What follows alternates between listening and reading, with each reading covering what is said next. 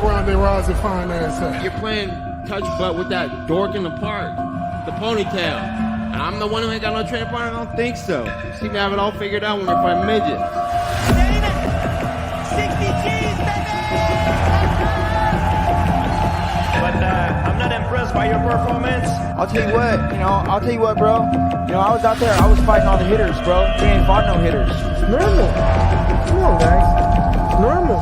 So if I was you, I hope to God you come ready. Because if you don't, I can beat you. Look at that. They do nothing. Oh, y'all got carrot cakes and stuff up there? Hell yeah. Shit. Oh, y'all got pecan pie in this motherfucker? Shit. What's happening, Fight Week Show fans, Fight Week Show people? Then we're back with another episode of Don't Stop Shakedown, and joining me to do all that tonight is my bro Mac Dane, my bro Leroy, and my brother Yao. How's everybody doing, man? We go to Yao first. Let's go amazing, to Yao first. fantastic, wonderful. Fan-bloody-tastic. I'm doing amazing, fantastic, wonderful. I've been having a good time with MMA, loving the South African scene. We had EFC last week, 114. So yeah, I'm a happy guy right now. Well, I'm doing better. Leroy's I'm doing better than all of you cunts. Probably not and better I'll than tell you who's doing better than all of you motherfuckers. Triple B in the house. Yes. Big up the champ. Salute to the champ. What's good? Big up yourself. How you doing, brother? Doing well, guys. Doing well. How you guys doing? Hey, man. Good, mate. Congrats. Congratulations, bro. Congrats. Well done. I appreciate it. How you feeling? Feeling chilled. Like it was just another day in office for us. Just another day in office. The main goal is Zulu. So, but I'm at peace. I'm happy. It's coming. It's coming. Yeah, you got something for Triple B before we get this show on the road? Triple B, listen, awesome. Congratulations. That fight was amazing. You did what you said you wanted to do. You got into national competition and you triumphed. And those body shots, dude, listen, we gotta do it again. It felt good. It was nice. It was nice. I liked it. Yeah, crazy. You didn't even put out the content. You put out the content. Oh, That one's coming. It's coming after this episode. It's coming. Okay. You're about to Yeah, receive man. some fucking body shots if you don't drop that content. Yeah. Shout out. I'm definitely looking forward to seeing that, man, because boy, my man took one off for you. I took one off for fucking Butcher as well. I said to him, boy, he lived to tell the tales, man. And yeah, we're gonna be seeing that very, very soon when Yao drops it. Big up to the whole team, though. Salute to everybody in the house right now. As everybody's rolling in, please make sure you are hitting the like button. Make sure you're subscribing to all our platforms, the Rambling That podcast, the Kick 'em in the Head Kick podcast as well. Make sure you're checking those guys out. And make sure you're following.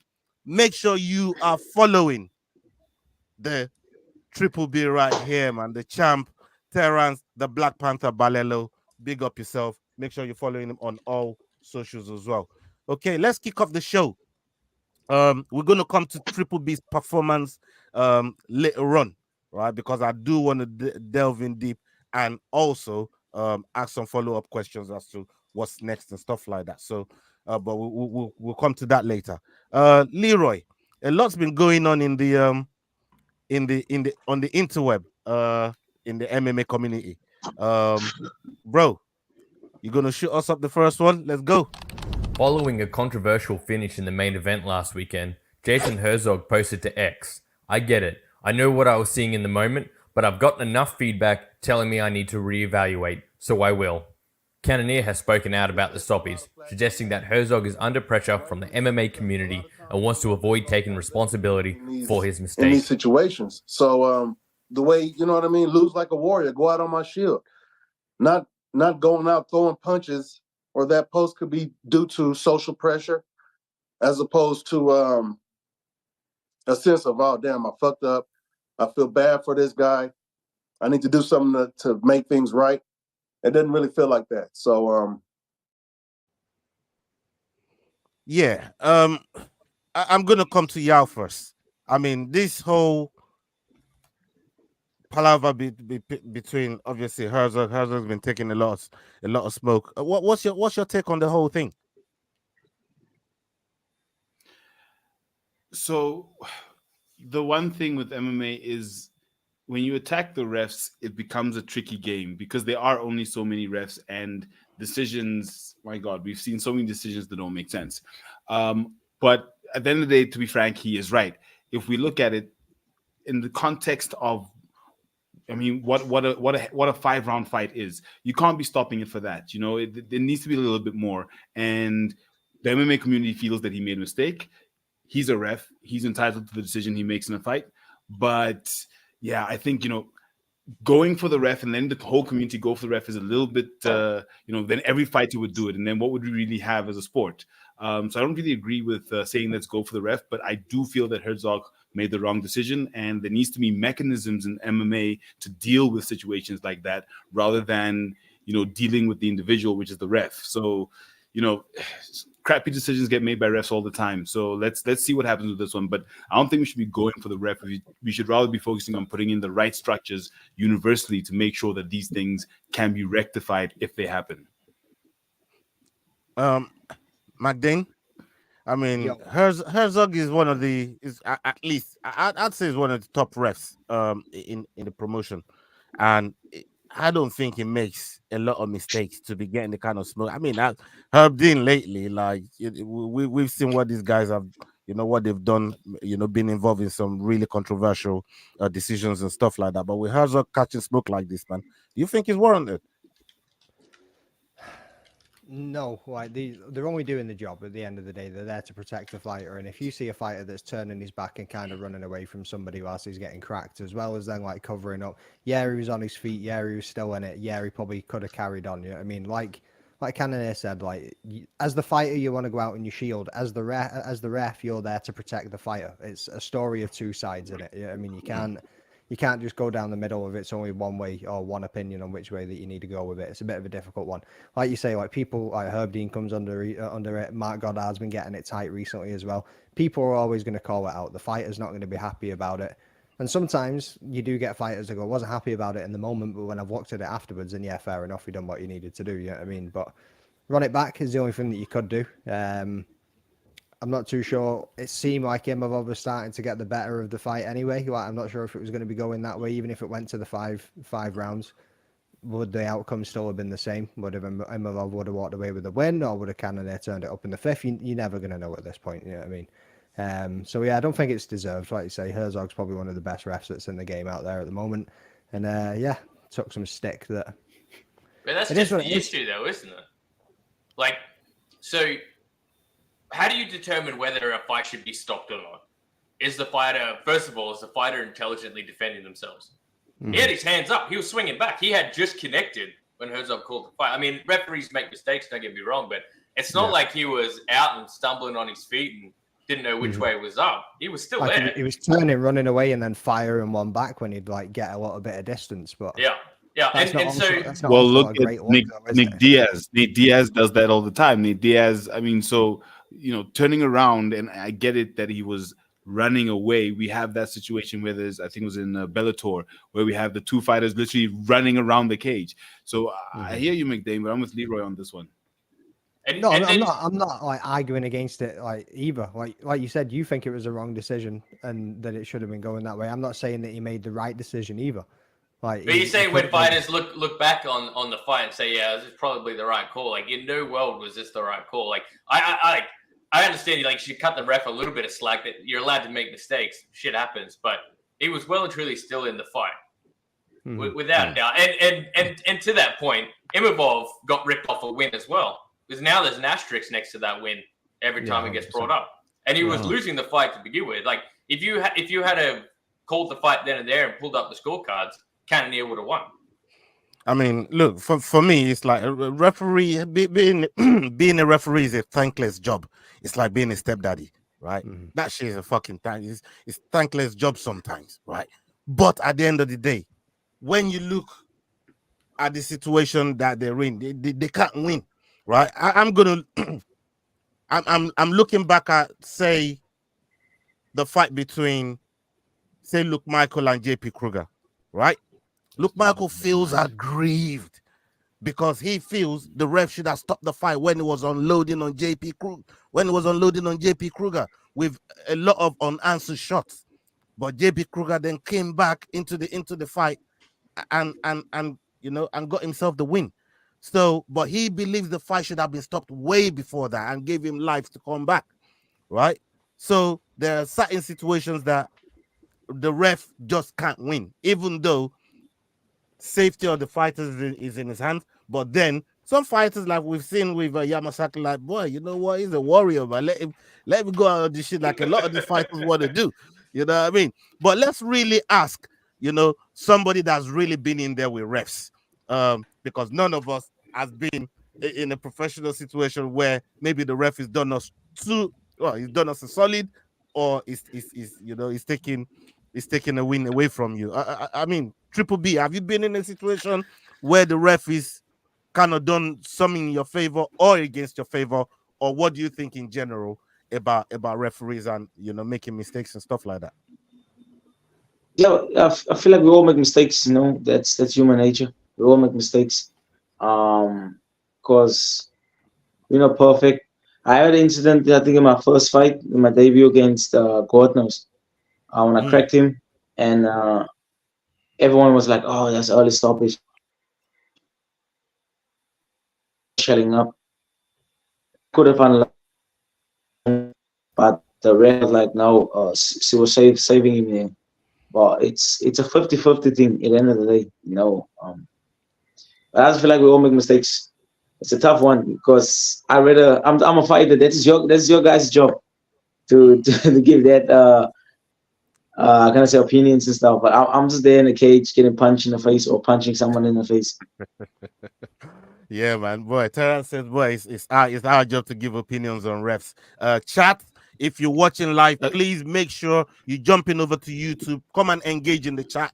Let's talk about these people, and make sure you liking and subscribing the platforms that you're on right now. Make sure you jump in onto the YouTube of the Rambling That Podcast, Head Kick Podcast, and the Fight Week Show. Kick him in the Come head. on over to YouTube and show some love, people. Come and engage in the chat. Salute to all of you. A quick one, Ola. So I yeah. spoke to referee Brad Block at Bare Knuckle a few days after that fight, and he said that when JP Kruger's mouth guard came out, he said to JP, he said, "Fighter, defend yourself." And at that moment, JP picked up his mouth guard, put it back in his mouth, and pulled guard, and that's why he didn't stop the fight. So it's like you're saying, we have perspectives, and the refs also have their perspective on what's happening in the fight. I mean, that's a fair explanation from the ref, because if he's noticing that, then he knows that JP Kruger is still in the fight. He's still got his faculty together, his cognitive, abilities are still there to be able to pick up his mouth guard, pull guard, and as you say, maybe intelligently defend himself. So yeah, man, fair play to the ref on that one. There, I'm just saying, obviously, Luke Michael was aggrieved in that situation from what he told me. Okay. So as for the Herzog situation, though, what's the way to remedy this? I can only really see one way to do it, and that is to make it a no contest and then rematch as soon as possible, wherever. Add an extra fight to the next guy. Just run it back.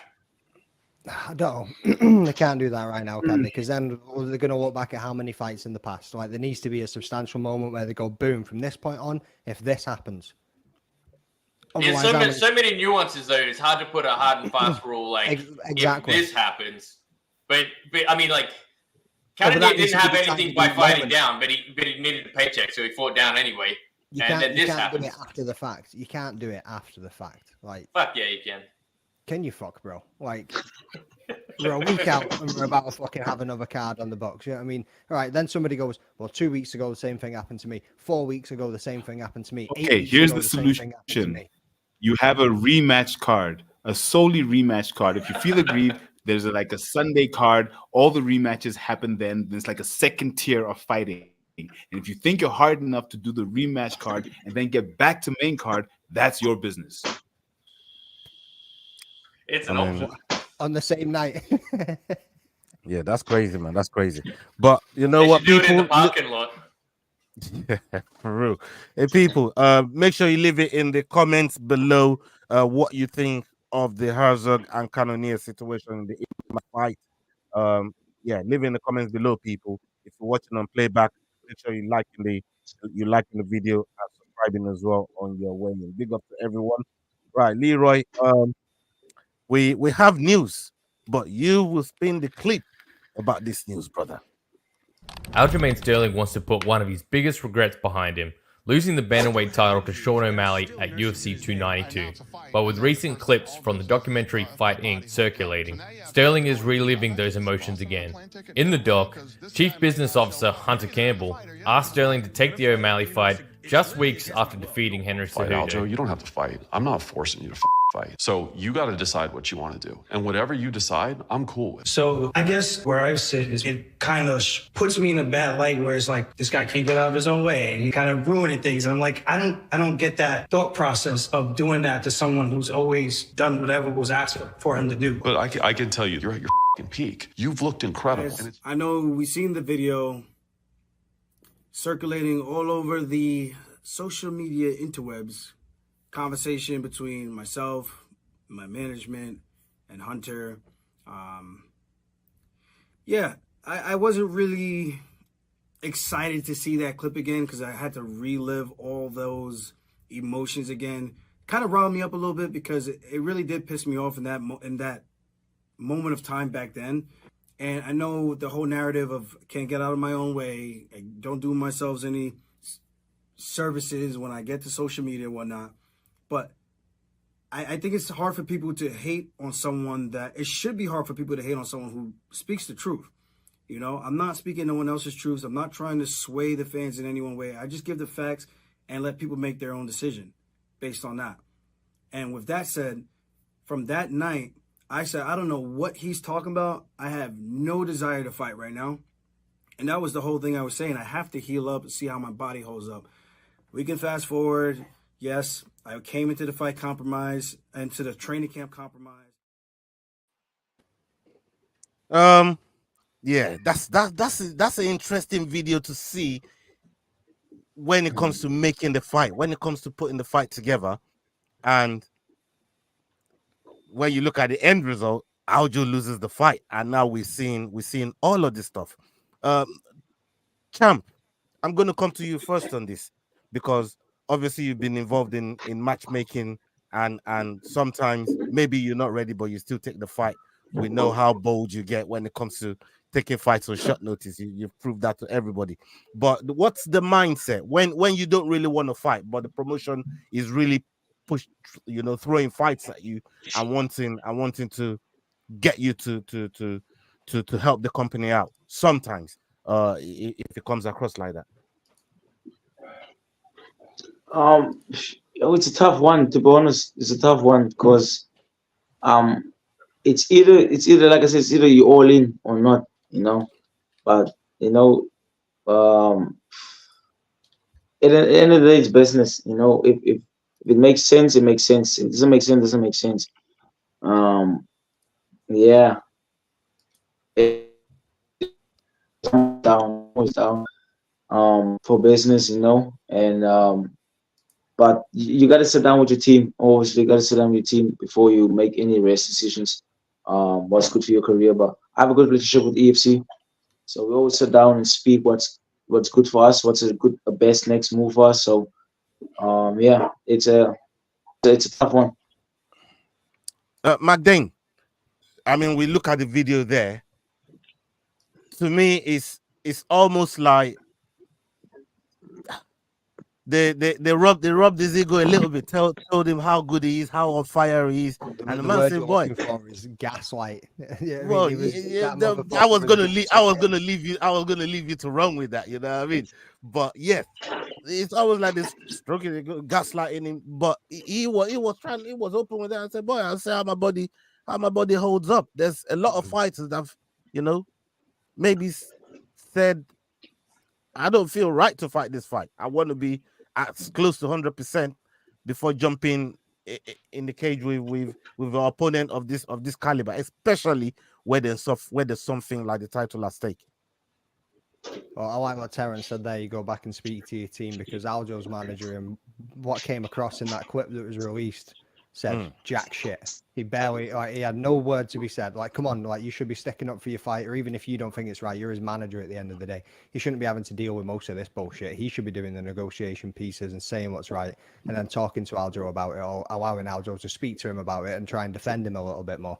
It's a shit situation. There's many layers into these contracts and into the way that they want to go about it. And obviously, you've then got your pay-per-view, and you need your matchmaking and everything that goes into it, the storylines, the lot. You know what I mean, all in the background that we don't know about. But from the clip that was released, all I could think was, it's like an abusive relationship. You know what I mean? It's like they gave him a backhand, like they pimp slapped him, and then was like, "No, come here, baby, it's okay. You're all good. You're all good." Then they slapped him again. "No, step out of line, motherfucker." And like, "Oh no, I didn't mean it. I didn't mean it. You know what I mean? Come over here. Come sit down next to me. You're all good." Then they slapped him again.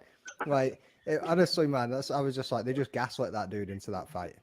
But if he said no, what would they have done? Would they have made him go and relinquish the belt? Would they have made it an interim belt? Would they have offered him anything else for a long We're seeing it right now, though. We're seeing it right now with Driggs Duplessis. He said, "No, I'm not going to turn around and fight at 300." But this relates back to the same shit as what we spoke about last week, maybe the week before, where it's if your face fits, because then you look at what they're doing with John Jones. Oh, it's cool, man. He can just take all the time you want in the world. Yep. No worries, brother. No worries, brother. And there's even some clips in that fucking thing. I've actually got it on the TV here now, fighting. There's even some things in there between John Jones and Dana White and Mick Maynard as well. Like it's, I don't know. It comes across as shady. It doesn't look good for them. And like I say, gaslit and abusive relationship is how it came across. Thank you, Trella. It's a crazy part of the industry, right? It's a crazy part of because every industry got some dark arts that they use to at least try and maneuver and get what they want. Whether in this part with matchmaking or even PEDs, or doing extra stunts to maybe getting a spy in somebody's camp and watching the sparring. Whatever, there's some dark arts that people, the industry has always used. Even within your own team, though, because a lot of these fighters have it set up with their manager. You got to have a solid team around you, because the manager's getting a percentage when you fight. So if you're asking your manager, "Do you reckon I should take this fight?" and he's like, "I need a new fucking hot tub out the back." It's why O'Malley sacked his manager. O'Malley sacked his manager and said, "Boy, I don't know what that motherfucker does. You know what I mean? He don't do shit for me, man." And he fucking fired him. It's paramount to have a solid team around you. I think that is the most crucial thing. I mean, I also let me just drop this. I also want to say nobody will try that with Ali Abdelaziz. Let me just drop that in there. You man already know. There's no way his fighter's gonna sit there telling them, "Boy, my body ain't holding up," and the manager just sits there quiet and just let them man their fucking gaslight him into taking a fucking fight he doesn't want to take. Yao, I want to come to you on this, Yao. I mean, you look at that situation there, and I feel for these fighters, because some of them you still have to be a company man when they need you, right? Even if your body is not really holding it, you still gotta be a company man and try and help out the promotion. But then again, we've seen with selective politics, as Jordan rightly brought up with John Jones, where certain man can take time off and the promotion, like, "Yeah, we'll wait till your body can hold up." And then Aljamain here is telling them, "Boy, I don't know if my body can hold up," and they're telling him he's on the fucking roll. Help us out, brother.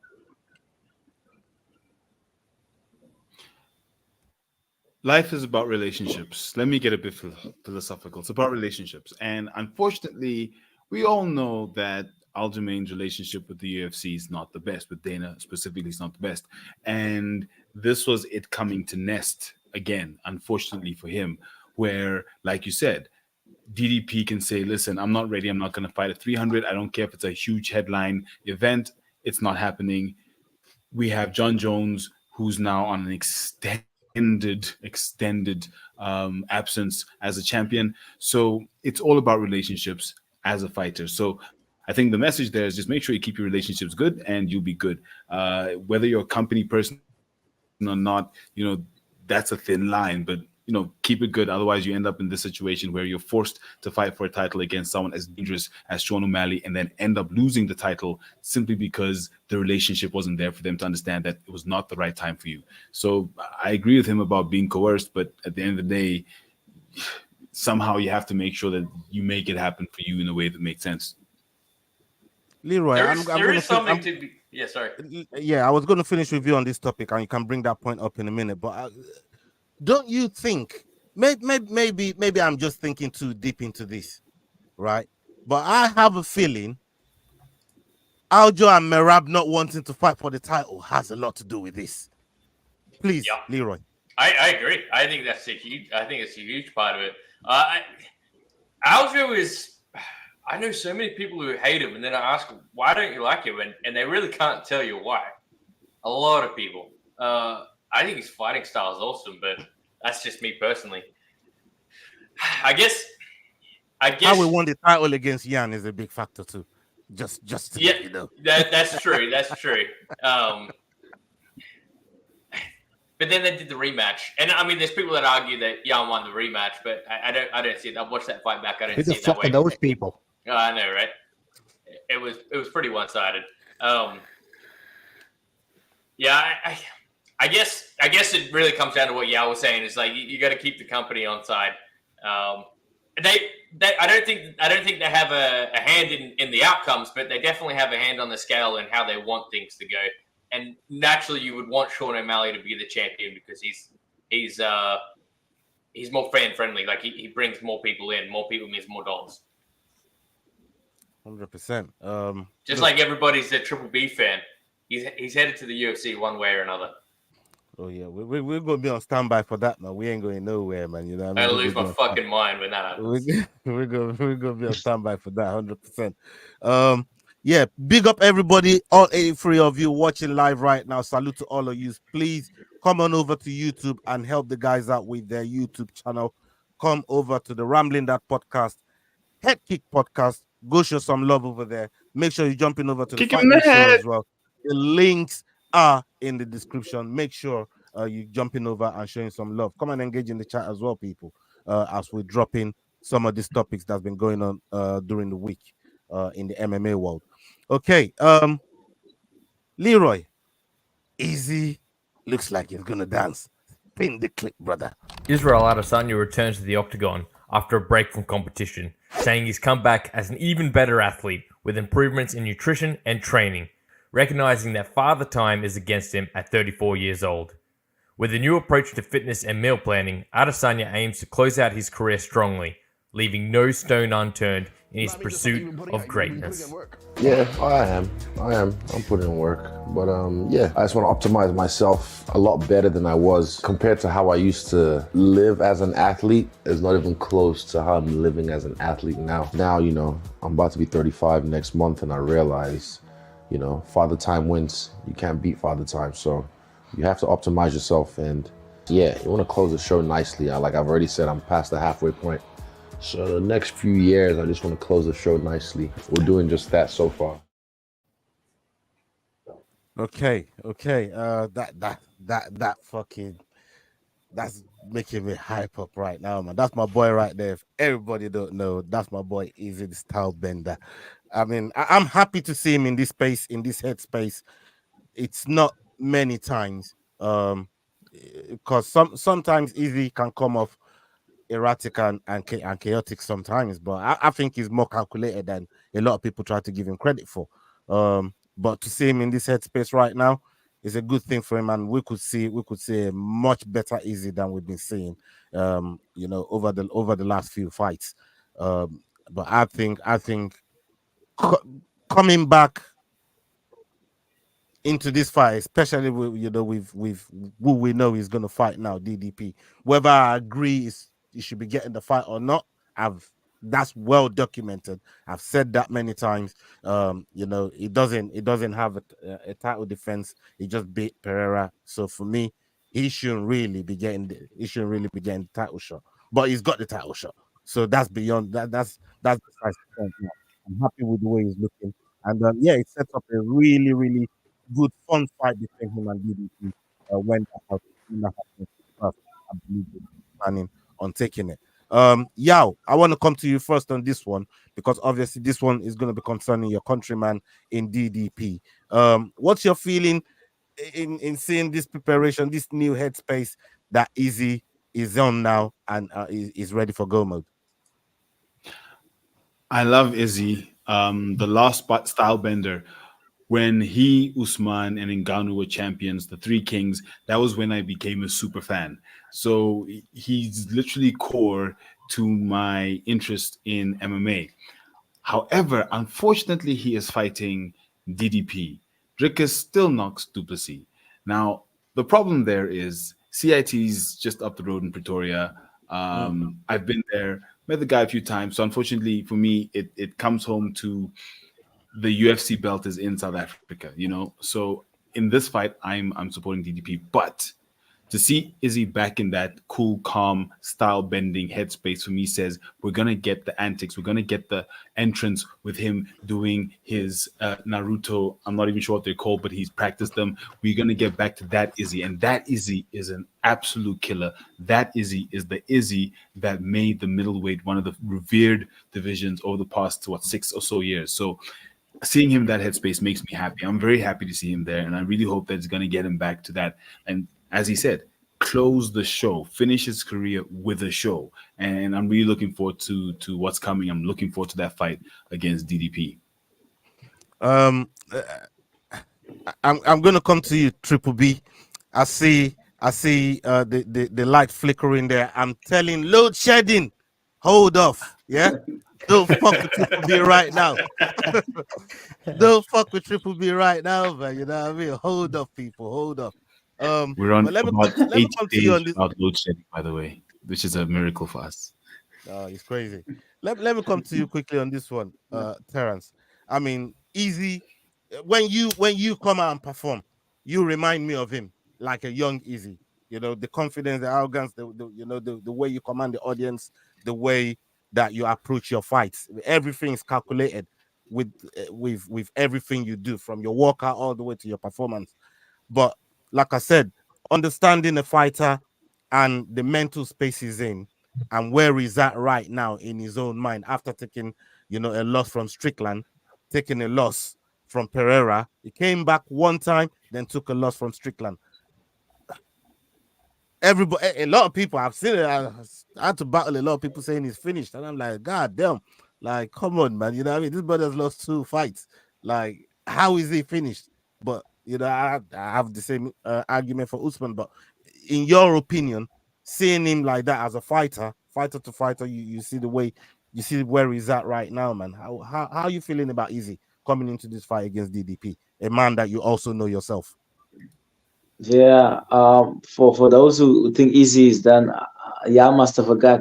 Yeah, must have forgot. Um, yeah, man, it's nice. I was watching the video now early on, and it's nice seeing him in that state of mind. Just more matured, more calculated, more disciplined, and just doing the right things. And I feel like it's happy Easy as well. Like they say, happy fight is a dangerous fight, and yeah, I'm excited to see this new Easy, Adesanya 2.0, and I feel like it's gonna be like a McGregor versus Cowboy. Conor coming back in a good state of mind, happy, and those fighters are dangerous. And like he said, he's got the belts. He's coming for heads. So that's that mindset shifting and not coming for the belts and knowing that he has that already. He's just coming for heads. It's a dangerous mindset, and I'm excited. I'm excited for this one. To be honest with you, I'm Early excited. prediction? Prediction? No, I love DDP's South African, but I gotta go Easy, man. Easy. I've been Easy fan since 2018. The first time I saw him in an interview with against Derek Brunson. It's just something told me like mentally like, nah, this dude is he's gonna be a world champion one day, and he did it. So I'm gonna go with Easy with that one. That was a good fight too. I mean, not for That's a Derek good fight, Brunson, yes. but Magdane, I mean, what's your opinion on, this all Easy is he's supposed to come back and and closing the other half of his career off in style. And if anybody can really do it, as he said he would, it's easy. What's your take on the whole thing? I think this time away from him has been good. Obviously, losing against Pereira, then getting it back, then losing against Strickland. You know what I mean? I think this time away, just settle himself for a little bit. You know what I mean? Just get back in touch with his family and himself, and out of the spotlight for a little bit, and just being able to focus. I think it's going to do him a world of wonders, and I'm with Terence on this one. Like, as much as I like DDP as well, and same with my man Triller of VFX over here. Shout out, bro! Cheers for the follow on Instagram there as well. 11 months off, is he going to be fresh and calculated? And I'm a DDP fan as well, but he's going to make it look easy. I don't know if he'll make it look easy, bro. I can't 100% agree with you on that one. DDP's just that dirty, like, get in your face, aggressive, like, dog. You know what I mean? He's not going to make it easy for Adesanya to be able to create the space and get the counter shots that he's going to be looking for, and especially when he starts trying to bring takedowns into it, and he's just got that raw aggression in him to just keep pushing forward. Like, it's going to be a complete different fight, I think. But I think this, like I say, this time away for Izzy is going to be really good. We might even see a different side to Izzy. He might, after the Strickland fight, he might not try and focus on the counter shots too much. We might see him be a bit looser in there and just back to the old Izzy and just kind of styling as he does. You know what I mean? But correct me if I'm wrong. Was Izzy not the most active UFC champion ever? Yeah, he was. He was. I mean, 3 times a year, bro. 3 times a year for 5 years. I think he should have taken time off. Ages 5 fights ago. Yeah. And just stood back for a little bit. And he's cleared out the division twice over. Yeah, I was about to say twice. Yeah. I mean, take some time off and get out of that spotlight, clear your head, and it looks like it's done wonders for him. Like, I can't wait for him to come back. I agree with his nuts about 50 times. Yeah. Yeah. But I still think DDP wins. So the odds, just very quickly, sorry, Ola, the odds say -105 DDP, -115 Izzy. That's where we're sitting right now at this point. So yeah, literally can go either way at this point. Yes, Ola. Yeah, what I was going to ask Leroy as well is, do you think it'd be, in terms of like just opening up multiple different type of fights, do you think it'll be good for Izzy to take the belt if he wins, and then open up a door for a rematch with, say, a DDP, another pay-per-view with pay-per-view points to be earned on that, another is going to have another chance to go at Strickland again in terms of losing to him.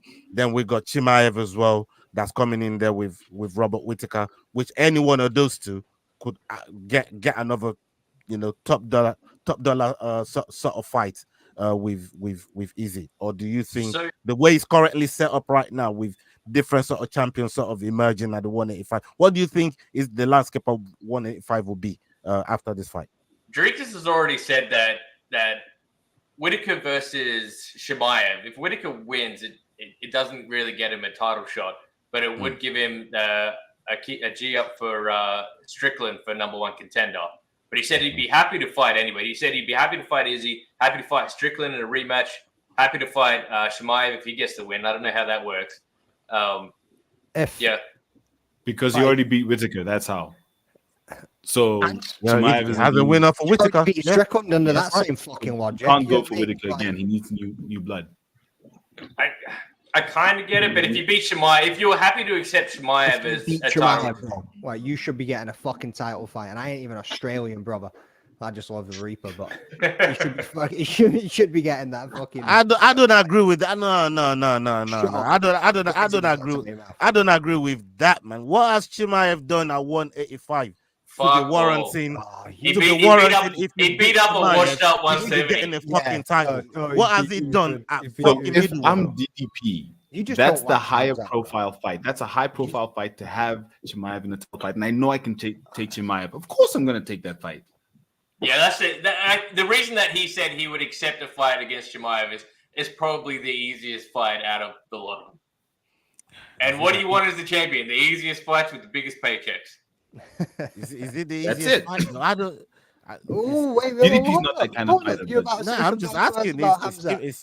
I'm all for this. Let me sit down and get comfy. Go on, brother. Say your bro, tune. I'm asking the questions. I'm just the radio guy over here, bro. I got my feet up, bro. Come on, I just put my feet up. Let me hear it. I think we should get you guys in a cage. Mate, you know.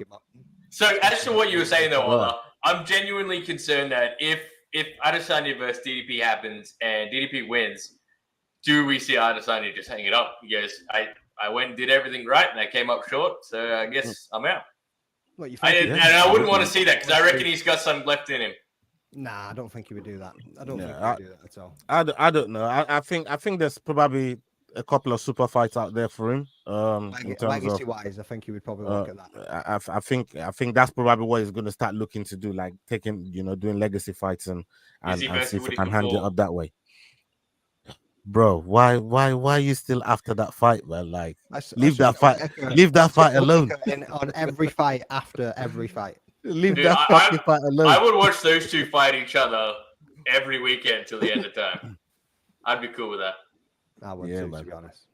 Yeah, we have 108 people watching right now, man. Big up to all of you. Big love. Make sure, like I said, come over to YouTube. Come and engage in the comments, people. Salute to all of you. We're dropping the topics, and we have Triple B here. We're going to come to you after this last topic we're going to talk about. Then we're going to come to Triple B and ask him a few questions on what's going on with him. Okay. So we did cover a fair bit of this one, but might as well run it anyway. Let's run it. Let's run it. Dricus du Plessis is ready to defend his UFC middleweight title against Israel Adesanya.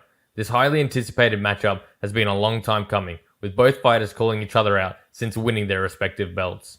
I've agreed to the fight 100%, du Plessis said about the potential matchup with Adesanya. I've agreed to everything. I'm ready. I want to do it. That's the fight I want. Now I called him out after winning the belt, and that's the fight the fans want to see. I mean, and at the end of the day, that's the fight I want to have. That's the guy I want to fight. And for me, let's just announce this thing. I don't know what's the holdup. I want it to be announced. I wanted to go if that's it. I don't know. I've said yes, 100%. I don't know from his side. I don't know what the story is. I don't know what the holdup is. Maybe the UFC is waiting for something. I'm not sure. At the end of the day, I've agreed to it. If they had to phone me today and say we're doing the Sean Strickland second fight, I'll be great. Let's do it. If they say no, we're going to wait and do the Hamzat fight, great. At the end of the day, people go. Yeah, man. We've just heard DDP talk there. Terrence, I want to come to you first.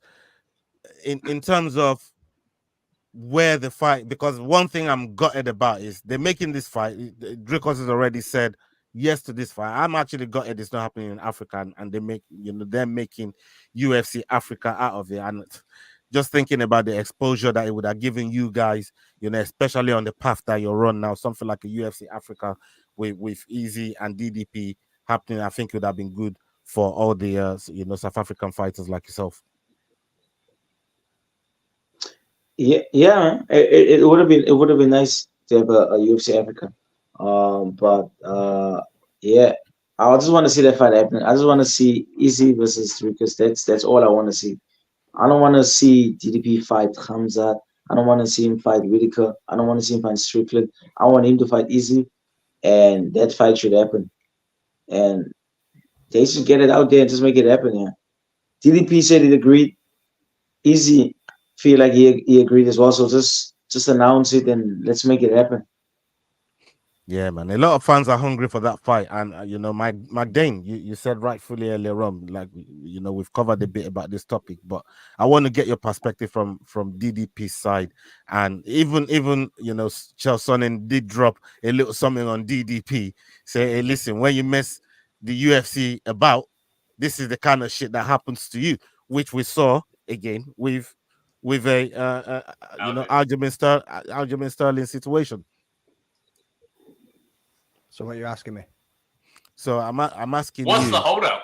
What's the holdup? I think they're trying to pull that fucking card together before they announce it. We know it's going to be August. We know it's going to be in Australia. Let's just fucking drop it and get on with this shit. You know what I mean? They seem to just be trying to pull names together so they can go, we got a co-main event in this. Dana White fucking is going to do it. You know what I mean? You don't think it pulls enough hype on its own just announcing that as the main event? 100%. But they've like made this big promise to Australia and give him all these cards that he probably just like. What is he gonna do? One fucking video just announcing one fight now? He likes the same as what he done with the Manchester card as well. He likes to announce 2 or 3 fights. You know what I mean? What's up, everybody? We got blah, blah, blah, blah, blah, blah, blah. I'm gonna have a heart attack before I fucking pass out. Like, That's a good Dana White impression right there. It was pretty good, wasn't it? It wasn't too bad. No man alive. So yeah, like, I don't know what the hold up is. We know it's August. We know it's fucking Australia. Just drop it already. Yeah, announce it already, man. Yo, I mean, this is one fight.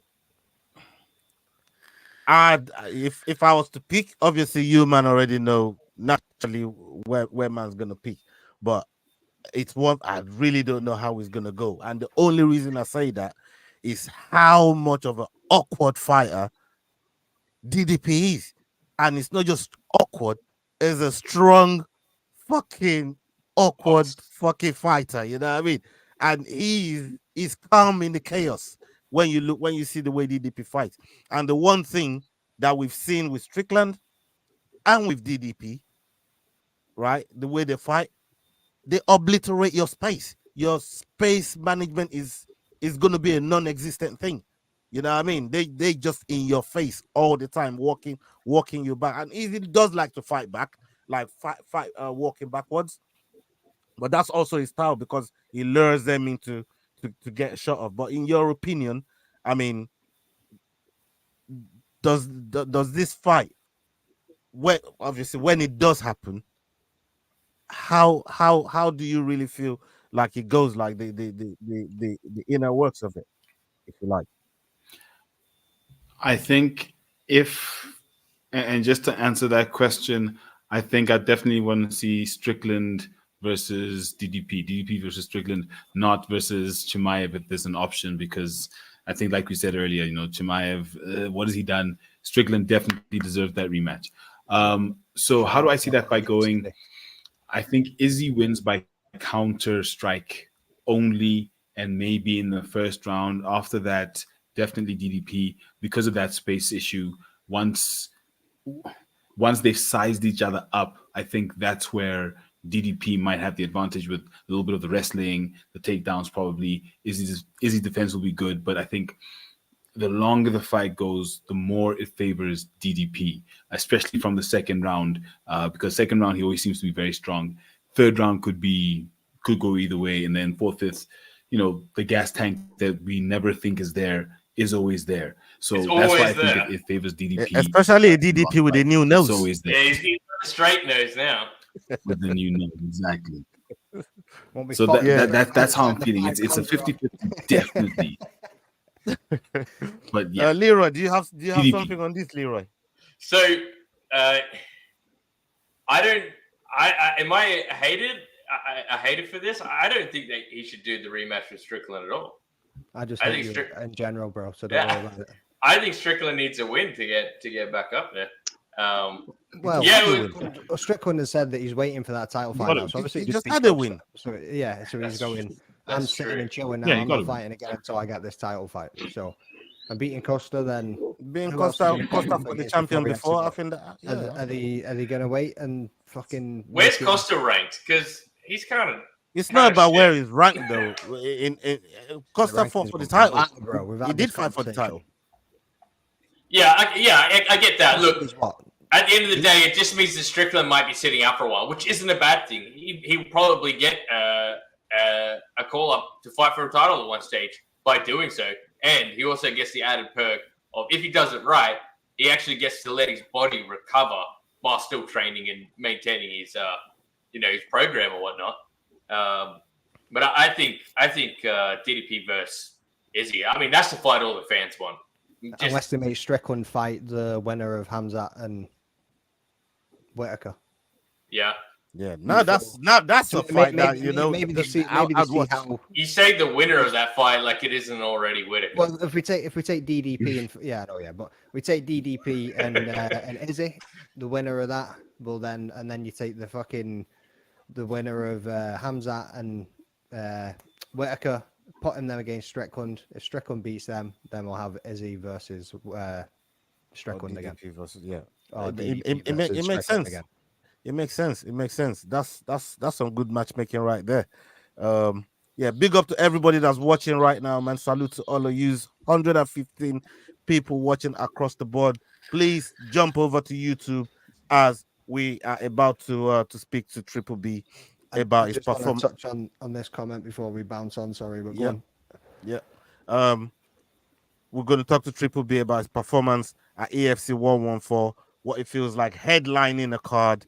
And my man's a superstar now, you know what I mean? He's heading that way anyways. The trajectory definitely shows us that he's headline cards after cards. But Magdane, you said you wanted to address something first before we get onto that. Imagine Tro's talking about what the card's going to look like here. So Izzy versus DDP, Pereira versus Jiri 2, Kai Kara France versus Cap, Hooker versus Moicano. Every single one of them, yes. I like it. From the Kai Kara France versus Cap, like because it. he's fighting Makayev in July in Manchester. So that one definitely won't be happening. Pereira versus Jiri. Jiri signed for PFL. I swear down. No, the man was. No, he's the Octagon. No, not he's not PFL. signed with him. He was at Octagon at the weekend. They asked him, "Who you fighting?" He said, "I've got one signed, and he's ready for fucking rocking and rolling." So, right. Okay. They should put Kai France against Akande. Just any kid, doesn't matter. Just get him on the card. Right, where the fuck has Kai Kara France been? Like he's Lonzo for a while. But Hooker versus Money Moicano. You know what I mean? I cannot lose, bro. Like, mate, that would be an absolute banger. That'd be that'd be a good fight. We need some Hooker fight news. I can't afford to lose. 100%. We love the hangman round here. Right. Triple B, I'm going to open the floor to you.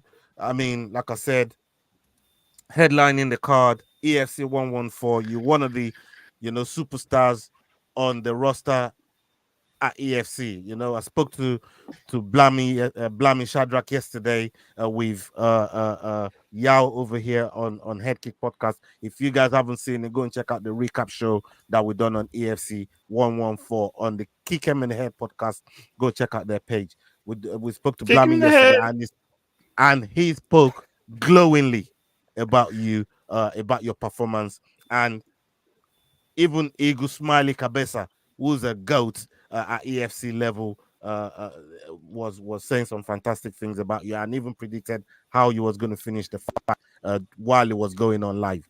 But in terms of your preparation, walking in from when we spoke the last time with the headbutt from the guy, I called you on the morning of the fight. And I said, make sure you make him pay in full.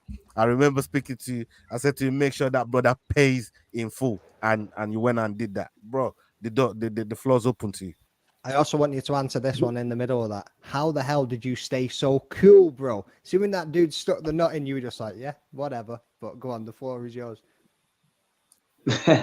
Yeah, so first of all, shout out to Shedrick, man. Shedrick is a nice guy. Shout out to Iga as well, Smiley, GOAT. He's real, recognized real.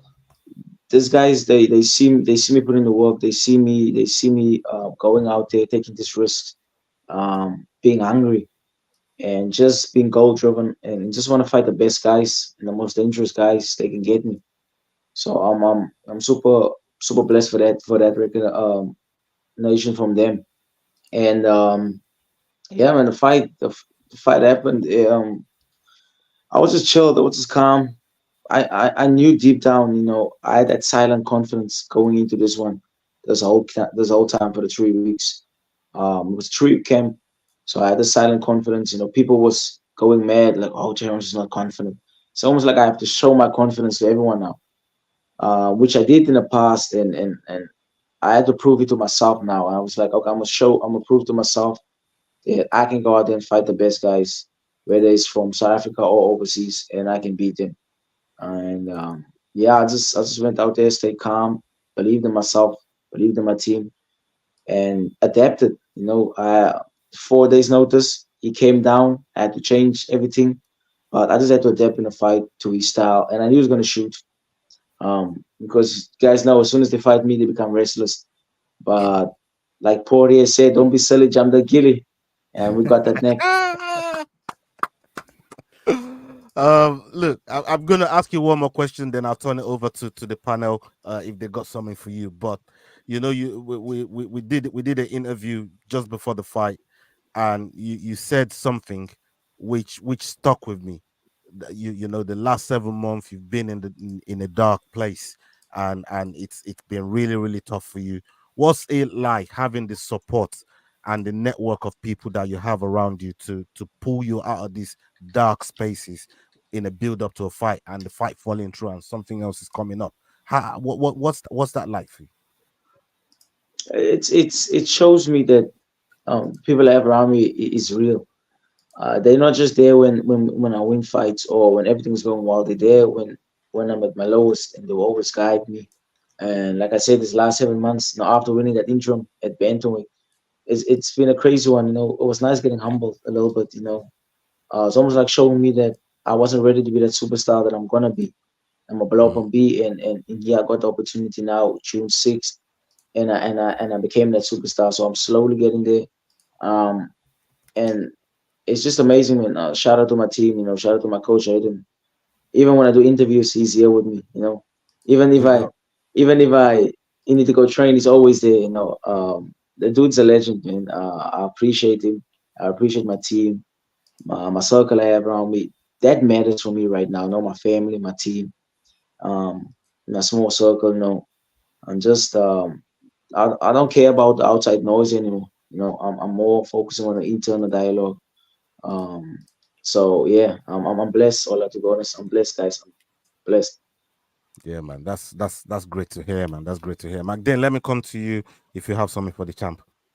Boom. Right. So again, like I said a second ago, mate, when at the weigh-ins and you squared off with the dude, and he leans forward and he fires in that head, but what stopped you from just swinging for that man there and then on the spot? It's just like I said. When I went into this one, I told everyone I'm at the state of Zen. I'm calm. I'm at peace. Cold, composed.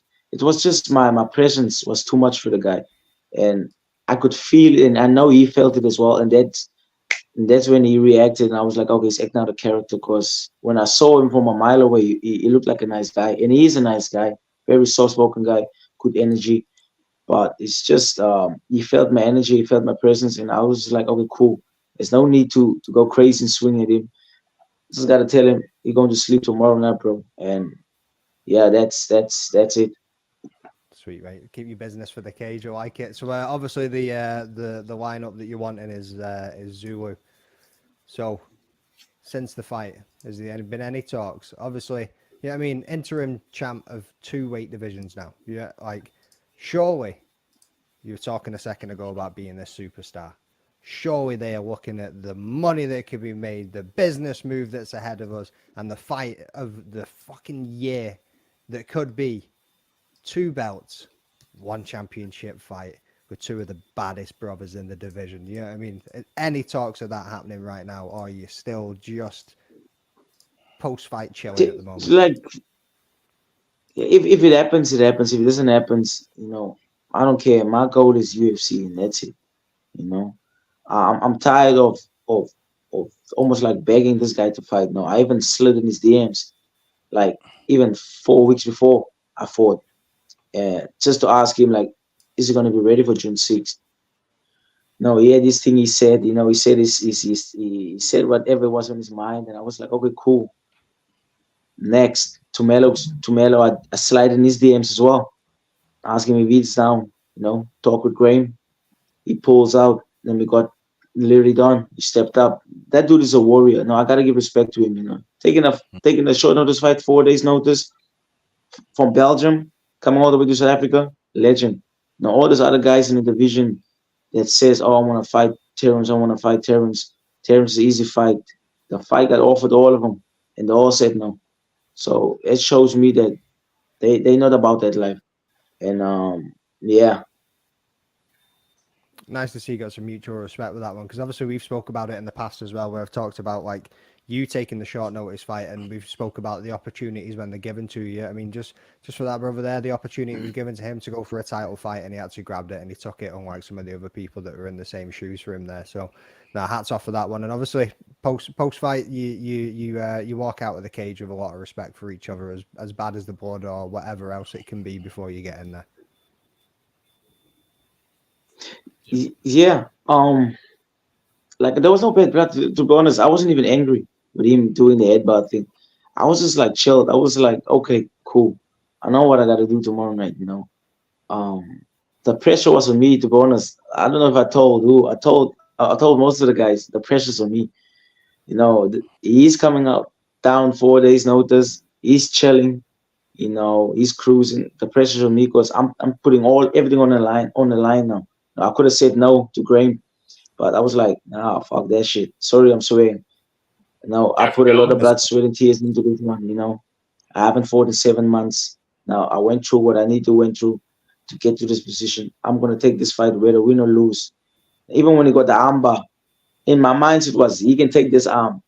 I'm getting out of this armbar. He can break it. I'm gonna still fight. I'm gonna make sure I get my hand raised by the end of the night. So long as Herzog wasn't reffing, huh? Yeah, as long as Herzog wasn't reffing. And one more for me, mate, just before obviously I pass you on before I steal all the questions from these guys. But again, mate, massive respect for going in there and getting that done, bro. I mean, we've always got your back. We're always behind you 100% here on the show. You know that yourself already. So you mentioned a second ago, and you've mentioned it before in the past, the ultimate goal is getting to the UFC. Yeah, I mean that is where you want to be. You want to be in the biggest stage of the biggest fights, and you want to do what you can for your career. Any talks of anything? Coach Hayden pushing any buttons? Is he sliding in anybody's DMs? Are you looking at Dana White's Contender Series or anything in the future? What does 2024 hold for the big balls Bolello? We busy. We're busy talking with some people. Coach Aiden's always busy. The people don't see the work he puts in, man. He's a coach / manager on the side. He's doing his thing. He helps out a lot of kids out there as well. But we got some big opportunities, like even before this fights, from other organizations. We never mentioned it to no one. We just kept it quiet and just kept the relationship nice with EFC, because we want to do it the right way. But yeah, you can expect us getting that UFC call. If not this year, we never know. Can't wait to fucking see it. You know what I mean? Anyway, big respect, brother. All love, mate. You know that. Appreciate it. Yeah. Did you? Oh no, I got one for you, Terrence. Did you expect Romani to come out so aggressive? Because he must have known that you're a sharpshooter. No, the thing is, it's the moment. I always say, you got to be comfortable under those bright lights. He made it a big thing for himself when he said, "This is the biggest fight of my career," and I was like, those words, that you're putting a lot of pressure on yourself. Where I already put the pressure on me, and taking all the pressure away from me, and then automatically he put it on himself again. I was like, okay, cool. If you're gonna say all that stuff, now you gotta come out here and beat me. And I just feel like the pressure was too much. The lights, the fans were going crazy. And when I cracked him with that left hand, and I was like, and he felt my power, and he knew that no, he's got to shoot, he's got to go for the legs and try and get me down again. But I had to show these people that says I don't got jiu-jitsu, that I got wrestling, guys. I don't need jiu-jitsu. He did leave his ear high up on that hip though, for you to slide your hand underneath, nice and tight. And the way that you got that leverage lifted your elbow, you just cranked it. It was beautiful. I was going for it. I was like, it's either now or never. Yeah. It's either now or never. I'm taking it all. When he tapped, I just went crazy. I was like, just like this, Now you stress yourself all. So I'm for 3 weeks, fighting with yourself mentally, and fights over just like that. It's crazy. Absolutely crazy. Yao, you got something for the champ? Champ. One and only Black Panther. Look, your fight was absolutely amazing. That armbar, like you said, was so tight. It was so tight, and you just flipped. It was fucking amazing. Excuse the language. But did you know that you beat a cop? That Lirdon is actually a police officer in Belgium. How does that feel? You Listen. There was a guy sending a message from a account that on Instagram saying that, oh, thank you for beating this racist cop, and I was like, damn, what? I didn't even know he's a cop. And this person told me like he's a racist cop. Thanks for beating him. I was like, okay, I didn't know. I didn't know the man is a cop. No, you definitely made somebody's day out there, man. Terrence, you're getting arrested if you ever land in Belgium, mate. You're gonna get off the plane. Yeah, I'm not going to Belgium now. I'm not going to Belgium now. Sorry. Shit. But he's a nice guy. I spoke with him. He's a very, I actually felt bad for him, to be honest. I even told the team, like, just seeing him eating breakfast all alone, I was like, damn. No, I gotta take Usually this people away are from nice this. guys after they get finished, bro. Like there's you know what I mean. Usually guys are nice guys after they get finished. You know what I mean. You see a lot of nice guys, man. It happens. I've Yeah. seen it a lot. I've seen it a lot. Did you know? I don't know whether you knew this, but it said it on the commentary board. You're the first one to finish him. He's never been finished. I need the award for that. They gotta give me something for that. They gotta give me something for that. You know what I mean? He's never been. But yeah, man, I knew a win over him is gonna elevate me. It's gonna boost my confidence more. But and even now in the position I'm in right now, a lot of things can happen. But I'm staying calm with it all, because I know like when guys get a big win like this, they tend to get to the head and they go overconfident and they overdo everything. I'm just calm with it. I'm wary of what can happen still being in this position. So I'm chilled with it. I'm easy. I'm just blessed. I'm grateful. I got a job done against a tough dude like Ramani, and yeah. You got the right level of confidence. Not too much, but you got enough to carry you through. It's hard not to be a fan of yours. It really is. I appreciate it, brother. I appreciate it so much. Yeah, you got one more. You got one more for the champ before we wrap it up. Yes. So we obviously know that you want King Shaka. How do you think that fight's gonna go? Because Team K.E.I.T, we know what they do. We've seen what they've been doing. He's the double champ. And what do you think it'll do for your career beating the double champ? No, everyone is always hitting me with a question like, Zulu's with Team K.E.I.T, he's with DDP, he's with Simon, he's with this guy, he's with that guy. At the end of the day, it's me and him in a cage. Both our teams are going to be on the other side of the cage. It's me and him locked in there, and we're going to scrap it out. And whether it happens this year or not, but we're going to go in there, face each other.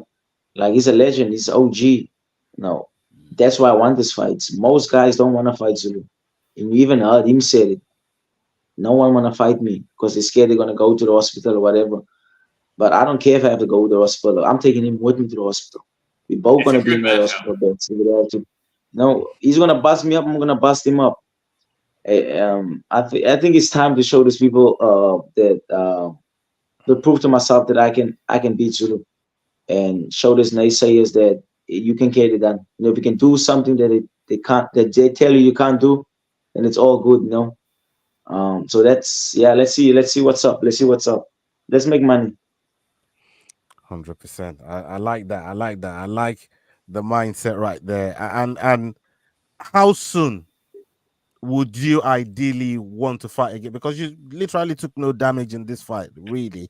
If we're looking at it, how soon would you like to, all things being nice, everything goes well, how soon would you like to be in the cage again?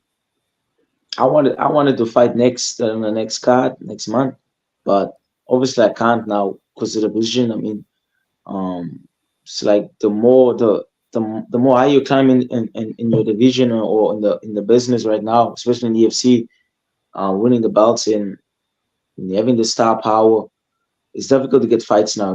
I can't just fight anyone now. I gotta take fights that make sense. Either gonna fly out another guy for me from overseas that makes sense. When is Zulu gonna be able to fight? October is like 3 months away. So it's a lot of things. Faiz is there still, so he's got to pick me or Faiz. Who's he gonna fight? So yeah, the ball is in their court. I'm here getting better, improving, staying sharp. focused, and yeah, I'm just doing my thing. Yeah, staying 100%. focused. That's the key. 100%, man. We're gonna keep supporting you on the show. We're gonna keep, showing love as we always do. Whenever whenever you're getting ready for fights, whether you're fighting or not, we stay in regular contact, and we love where your career is headed right now. And more power to your team. I got to big up your team on this. Not even no more. I'm talking about your team right here, man. Big up to those guys. I talk to those guys backstage a lot of the times when me and you speak, and yeah, they do incredible work, man. So salute to your team. People, big up to everybody that stayed with us right now. Salute to all of you. Make sure you are hitting the like button. Make sure you're engaging in the chat. Salute to everybody that's sitting in the chat. Aussie, Fight, Fan, big up yourself. Trailer, VFX, salute to you. Giddy Skiddy, big up yourself. Everybody that stayed with us, salute to all of you, man. Make sure you're subscribing to the Fight Week Show, the Rambling That podcast, the Head Kick podcast. Go and check them out. And Triple B, the champ, Terrence, the Black Panther Palelo. Make sure you go and check him out on his socials. Make sure you're following him. And SNL's MMA as well, man. Make sure you check him out as well. He does put some crazy reels out there from time to time, and his story is crazy. So make sure you are following him. We are going to close up the show now. Big up to everyone. Let me come to McDane. What do you got coming up? First of all, I just want to give a little shout out to Osterberries, who normally joins us tonight. He wasn't able to because he was working, but he has messaged me and said that he's going to go and watch the post. Quit your job, Osterberries. Yeah, fuck your job, Osterberries, bro. Just get back onto this place. Yeah, so he's going to watch it after the fact once he gets home tonight. So once you're watching through this, brother, big shout out to yourself. Cheers for tuning in. For me, mate, I am looking starting to line up some more interviews. I haven't had any for the last few weeks. I had like 6 months of doing interviews there, so I kind of just took a little back burner for a few weeks. Obviously, as some of you guys know, not everybody knows it. Well, probably most people that are watching on Twitter know it too because I put it on there. But obviously, my missus is having another baby due in November. And what you guys don't know, as we found out yesterday, that it's going to be another girl. So, so I'm outnumbered now, boys. I'm outnumbered. So, congrats, I'm man. have two little girls ruling the roost and bossing me about for the rest of my days. So that's how that's going. So quite happy, quite looking forward to it. And yeah, going to be getting some interviews nailed down. I'm going to look at, obviously that's November, so I need to get some more media stuff done before then. So I'm going to be looking at Glasgow for PFL and Cage Warriors. So if I can get out and do some media work for those guys, then that would be awesome. And you can catch me at Manchester UFC 304 next month, live, in person, watching the fights. Come say yo, get a picture. Yeah. Big Dane, I'm going to have to actually start listening to you, mate, because you ain't going to get listened to at home. I know, mate. I know. Yeah. So my next door neighbor, just before we move on, my next door neighbor was like, because he's got a little girl too. He was like, "When are we going to start getting some backup in these parts, bro?" I was like, "Mate, I've just learned to adapt and blend in." And when I say adapt and blend in, I mean shut up and do as I'm told. Yeah, man. Well, it's a good tactic to hold, man. You know what I mean? Shut up and do as you're told, man. Buy a t-shirt that matches the wallpaper. Serious. Yeah. What do you got coming up on Head Kick podcast? Kick him in the head, brother. Kick him in the head. We're as always looking at all things EFC, specifically MMA South Africa. But the one thing we have running right now is a giveaway. We are giving away a towel signed by, well, as the man you can see sitting right there, the Black Panther, Terrence Balelo, after his win at EFC 114. Signed towel. Simbarasha Hilkonia. We have Peace Excommunicado and Inkosi, the future in the belly on this towel. Oh, this is and brilliant. So we're going to be doing a giveaway on social media with regards to this towel, and then just running all the content from EFC 114, which was absolutely scintillating. It was a fantastic event. And yeah, that's pretty much what we're doing. Going to be doing a few more interviews. We have a spicy one coming with Conrad Siabi, who's telling us about the fact that certain gyms are hoarding titles, but we'll get into that once we've obviously got his interview out. But yeah, we've got lots going on. Interesting. Just one more time. How do we enter the competition? You technically are half entered, so you have to be following us. You must tag three counts, and then I can't remember the third one, but it's on our page. And then you're entered. Link in the description. Yes, motherfucker needs that soap. I'll tell you that. Can I enter as well? Can I enter as well? Yes, you can. Of course you can. Yes, you you can. Sign all your own towels.